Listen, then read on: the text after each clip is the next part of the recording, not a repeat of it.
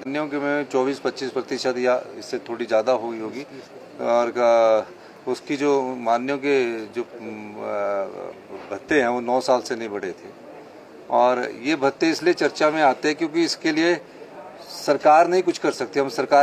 हम तो सरकार है जो मंत्रिमंडल के सदस्य है, वो विधानसभा में ही लाना पड़ता है, 9 साल के बाद भी लाता है। अब चीफ सेक्रेटरी साहब की पे है 3 लाख 3.5 लाख, हमारे सेक्रेटरी डीए की पे है 3,10,000, डॉक्टर प्रोफेसर डॉक्टर की पे है 3,20,000 और एमएलओ की पे, हम सरकार के जो हम मंत्री है उसकी बात नहीं है, जो एमएलए है उनकी पे ना उनको उस गाड़ी मिलती है।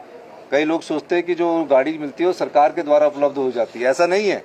वो लोन उठा के गाड़ी उठाते हैं, फिर उसमें जो ड्राइवर रखते हैं वो भी सरकार का नहीं होता, वो अपना उसमें अपने पैसे से जो उनको सैलरी और वेतन मिलता है उसी से देते हैं, अपने मकान का किराया उसमें से देते हैं। और हमने एक और कार्य किया है कि हमने कहा कि जब आम आदमी बिजली का बिल देता है तो आपके बिजली के भत्ते भी बंद कर दिए, उनके पानी के भत्ते भी बंद कर दिए और टेलीफोन का भत्ता भी हमने मान्यों का बंद कर दिया। तकरीबन 30,000 के उनके भत्ते बंद किए।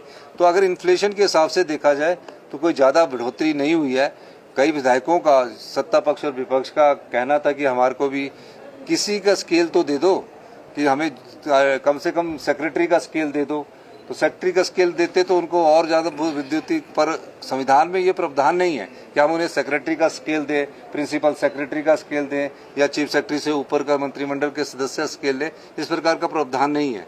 तो उनकी जो सैलरी है मेरे ख्याल है कि एडिशनल सेक्रेटरी के बराबर ही होगी, एडिशनल सेक्रेटरी से ज़्यादा नहीं है, ये मैं कह सकता हूँ। और जो हमारे मेडिकल कॉलेज के प्रोफेसर सीनियर होते हैं उनसे भी कम है, ये मैं कहना चाहता हूँ। बहुत बहुत धन्यवाद।